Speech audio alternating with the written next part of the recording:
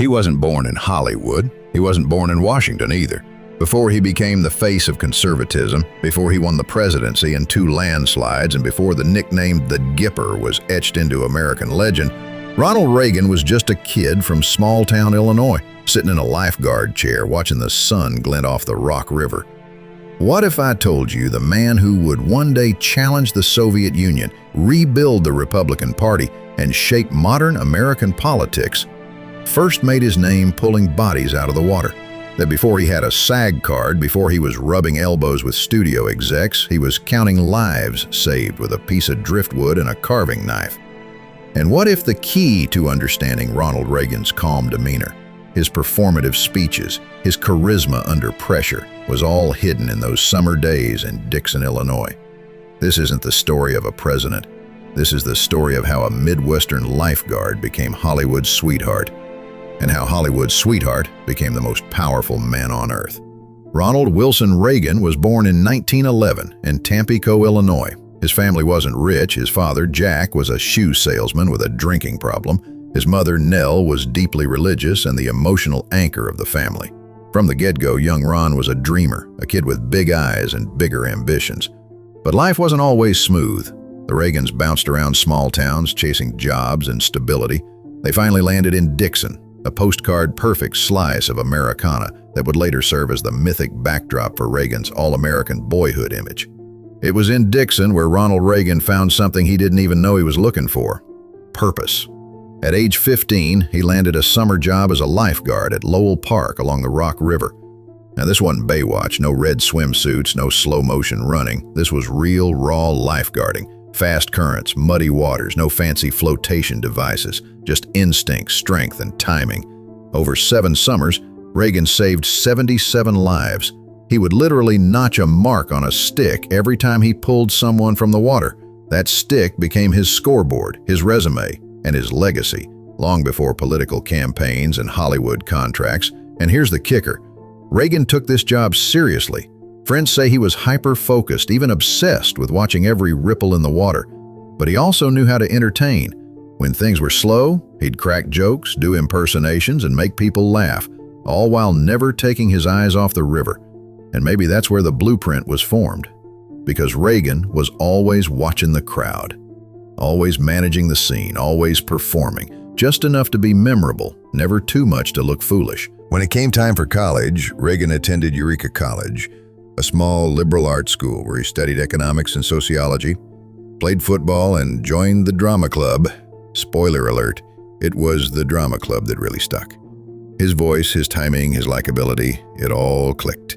He was the guy everyone liked, and more importantly, the guy everyone listened to. After graduation, he worked as a radio sports announcer.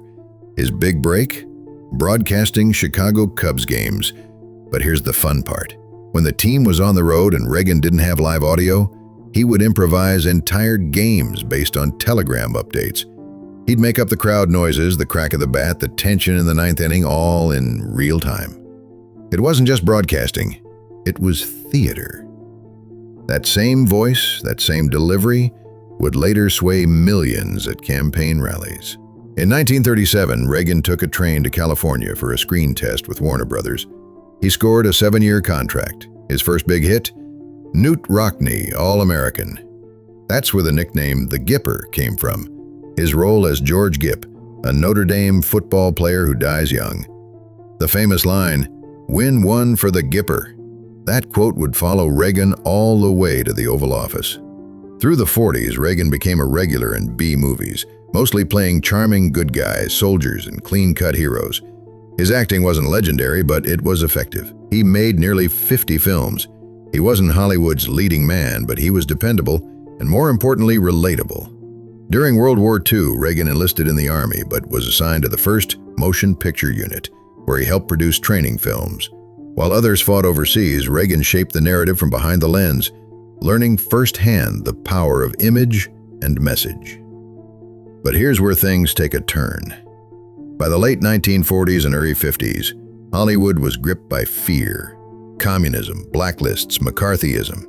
Reagan, now president of the Screen Actors Guild, found himself at the intersection of art and ideology. He testified before Congress, named names, and made powerful enemies. But he also began a political transformation. Once a staunch New Deal Democrat, Reagan began drifting right. Why? Maybe it was the threat he perceived from communist influence. Maybe it was the taxes, the bureaucracy, or the union chaos. Or maybe, just maybe, it was all part of a long arc toward a role he hadn't yet imagined: President of the United States. By the 1960s, Reagan was delivering televised speeches that felt more like sermons. His 1964 speech for Barry Goldwater, A Time for Choosing, made him a political rock star overnight. People weren't just watching. They were buying what he was selling. So, here's a question for you. If Reagan had never been a lifeguard, if he hadn't learned to observe quietly, respond quickly, and perform publicly, would he still have become president? Drop your thoughts in the comments.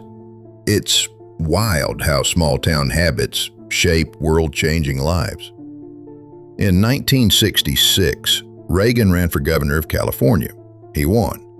He promised to clean up the mess in Berkeley, cut spending, and bring law and order to a chaotic era. He was tough, decisive, and camera-ready. By 1980, he had his eyes set on the White House, and the rest, as they say, is history.